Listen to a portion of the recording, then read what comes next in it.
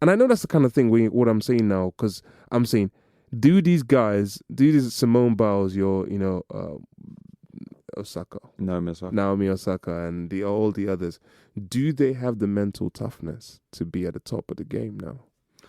I mean, for me, it depends on your definition of mental toughness, because I feel like if we're talking about, like, if we go back to previous episodes that we were talking about, the likes of Ronaldo and Michael Jordan and these sorts of people, if we're talking about that level of elite where you are undoubtedly the GOAT in your sport, and it doesn't seem like you've been affected in any way by the mental strain of things. If that's mental toughness, then there are maybe like 2 or 3 people in every single sport that have that level. I feel like for the vast majority of people that compete in sport, mentally, they are just ordinary people. You think? I think so. And the fact that Mr. ex-athlete there, are you ordinary? Are you somebody normal? Or are there but answer this though. Are there the superhumans? But this is what I'm saying though. You dedicated so much time on the track and in the gym and all of that sort of stuff. How much time were you given professionally to just sit back and make sure that you were okay? At that stage, obviously, we're talking many, many years ago because of my age, and I'm not going to talk about it. But I think what it's built in me, and I think this is the one thing that I think I still have now at my age, is through going through that, there's a level of, as we were saying just before we started, there's a level of ambition now in me. There's a level of push that I have within me. There's a level of discipline where the things that hit me in life, normal life, don't affect me as long as they probably would other people, simply because I have this unbelievable, like this bounce back ability, as I always call it. Like you can be hit. It's like, I remember, let me tell you guys a story. The reason I started doing 200 meters was because I remember I went to a track meet, and have you ever, I've never really told people this story, but I was doing the 100-meter final. I'd gone through the semis and the heats and so forth. I did the 100-meter final, and I ran the 100-meter, I got to the starting block of the 100-meter final on the starting blocks. And this is back in very, very young. So they weren't starting blocks. It was basically on your knees. Your market. Yeah. And on the starting, I was in so much like energy about to this is my race, I'm in lane 5, I'm gonna do this, coiled spring. You know what happened? I slipped, ended up on my face flat. Everyone got up, and everyone was gone. I got up and still ran the race, and I was so distraught at the end of the race. Ran to the finish line, and I ran behind one of the buildings here, and I was in tears. I was 15 years old. I was in absolute tears streaming down my face. I couldn't believe I missed my chance to be, to win this 100 meters. And I remember my coach, and I love him to this very day because of it. He said, "Look, that was just one final. You've still got the 200. Dedicate. Put everything into this 200 meters, and this will be yours. And it will be something that you can always have that kind of bounce back ability." And I remember when I say I blew apart that 200, I blew it. I ripped it apart. The guy behind me in second place, you guys come up and there wasn't even it wasn't a competition. There was no way, because I had that one opportunity to kind of give myself back the glory that I knew that I deserved, because I'd put so much effort in. And that one slip has made me realize, what, even now that I'm talking about, I'm just thinking, I get it. Yeah, I get what's gone through happening in my life.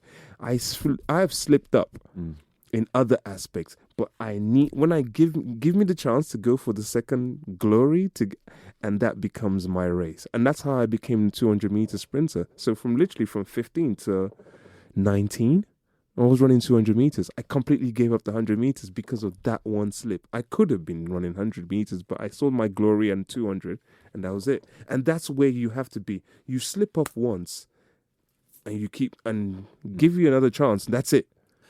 Don't you think that's the reason why the Simone Biles pile on her when she decided, I need to take a break from competing in these competitions? Yeah. Because she was like, it was almost like everyone's going for. How dare you? How dare you do be this? so They, good? yeah. How could you? Yeah. It's like almost like you're quitting. Yeah. How dare you quit? How dare you think of She was yourself? called a shame to the country, and a selfish sociopath. I've got written here as well. What? Yeah, Seriously? That was Yeah, a yeah. quote. Don't you think like social media is too easy for those who aren't put in the hard miles Yeah, to go, you're wrong. I was going to say this. Like, You're wrong. you know what? insane. Actually, it's kind of on a side note, but it was a link that you sent me, Carl, recently. It was the interview with Laura Woods and Timsy, and one thing she pointed out was never let anyone criticize you who doesn't do your job. And if you notice, every single person that was piling on to Simone Biles were people who had this level of expectation and almost entitlement about them that we are America and you will serve us, essentially. Yeah. And it clearly neglects the needs of the individual generally. But when we're talking about someone who does who participates in a sport where if your mind and your body are not in sync, because like some of the moves that Simone Biles in particular does, but gymnasts in general, if your mind and your body are not in sync, you could be paralyzed, you could die. Like it's not a joke. Yeah. And yeah, like another thing as well is that she's kind of like raised the level of her sport because some of the twists, what do you call it, the twisties, some of the twists she does weren't there before. Yeah. Yeah. There is a move. There's now a move that she's now hers. Yeah, and yeah, I yeah. saw a video of a girl try to do the Biles or whatever it is called, and she ended up on a bum. Like, Yeah. bang. I was like, Yeah. oh. But You know what I'm saying? exactly, Yeah, and there's a exactly move that. she's the first woman to be able to do. certain things, yeah. She's doing things which are beyond what normal people are capable of. doing, yeah. And you know when you're going at that speed, that high, Yeah. if you don't land it and if your head's not right, Yeah.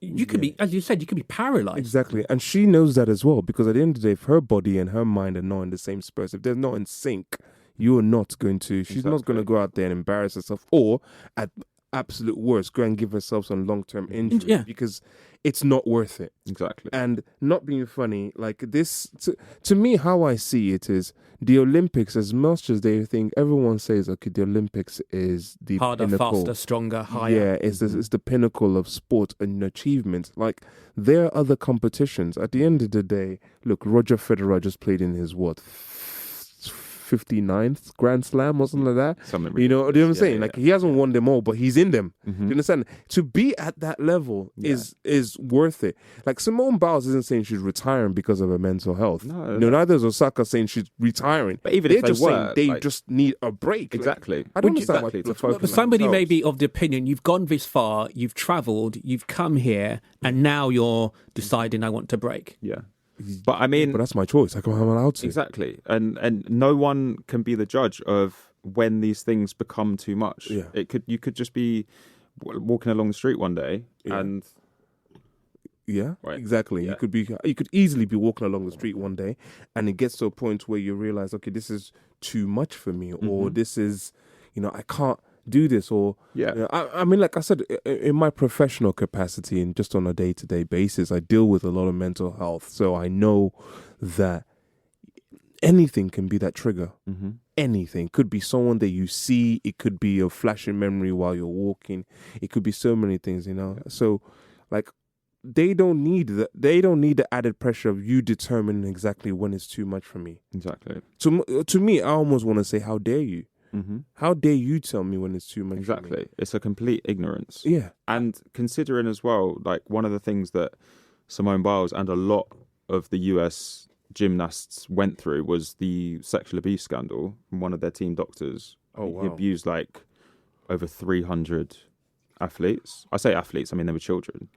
But this is something that she bottled up for how many years? I don't know. But I heard her speaking about it, and she was saying, like, I was just driving along one day and I had all of this stuff going on in my head.